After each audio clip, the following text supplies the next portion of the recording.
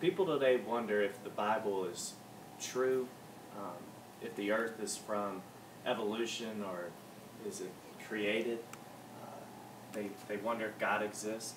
And this topic, this speech is going to be on putting the Bible on trial. Just like everything we know today in America, when we want to find out if something is true or not, if somebody's done a crime or not, or we put it on trial. And the Bible is going to go on trial. Going to have topics that are presented and broken down, and then we're going to look at them and see if there's evidence of it being true or evidence of it being not true, and put everything together in one bowl, look at it, and then come up with a verdict. Just to go over the purpose of this, the topics that I'll be going over is universal existence, accuracy of the Bible, and then the resurrection. When we talk about these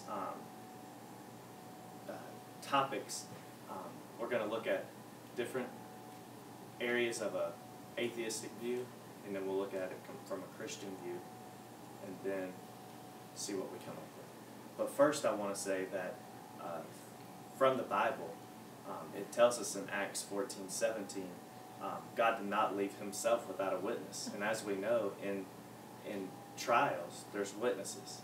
And when the Bible's on trial, I mean, we're putting a book on trial that's not a person, and you can't, that person, since it's not the Bible, it's not a person, they can't just pick up the phone and call somebody and say, hey, can you get my back? Well, the Bible has scriptures that has its back. And just like this scripture, it says that God had made sure that he left himself without witnesses.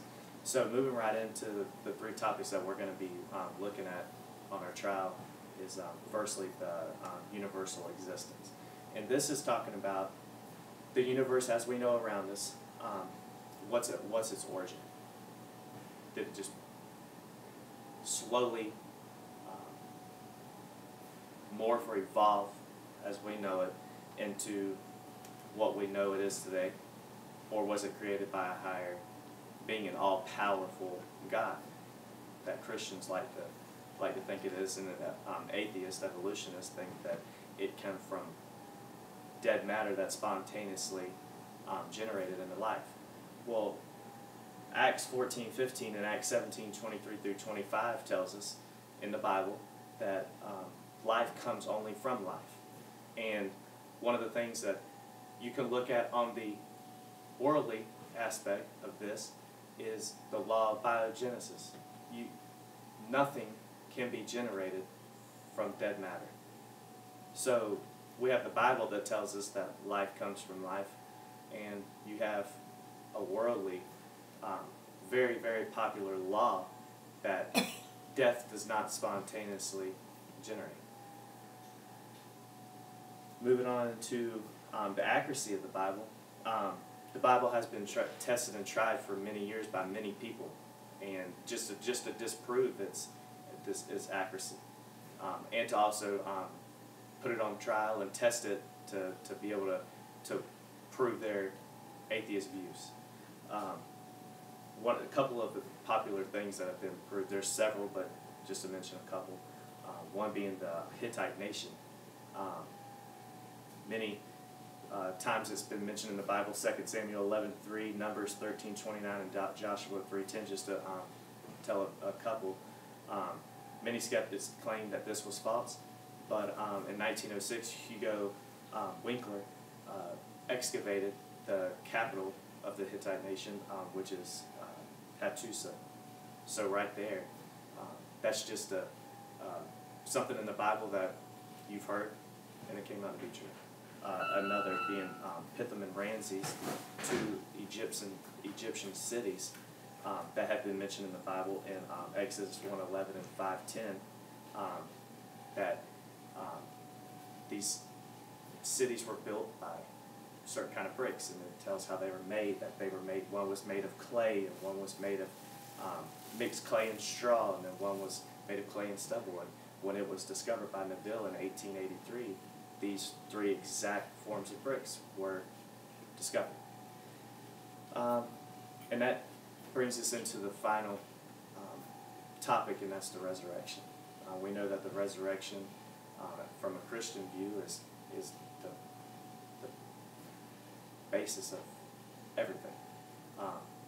And this is what we know as the proof of Jesus being God's Son, which is found in Romans 1:4.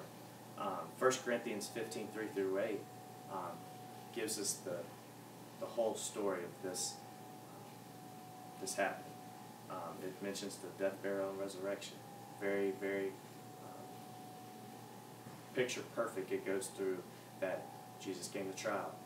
He was sentenced to death on a cross, that he died, that it was viewed by Roman soldiers that he did die. He was pierced with a spear, that he was buried, that he rose, and his body was not to be found, and then later seen that he was alive and well.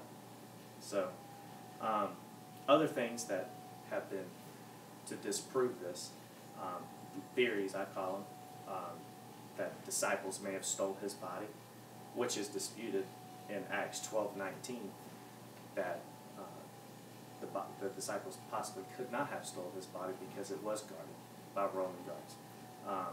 That he really didn't die is a theory, which totally would go against the resurrection in itself, which John 19:32 and Mark 15:44 states, and also, lastly, hallucinations that Jesus wasn't really alive after the crucifixion.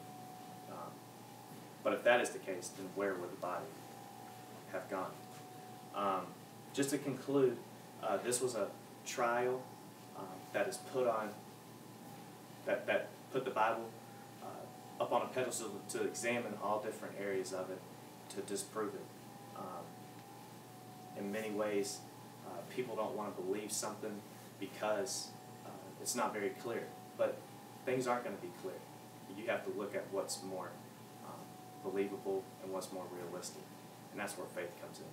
Hebrews 11:1 states that faith is the subject of things hoped for, the evidence of things not seen.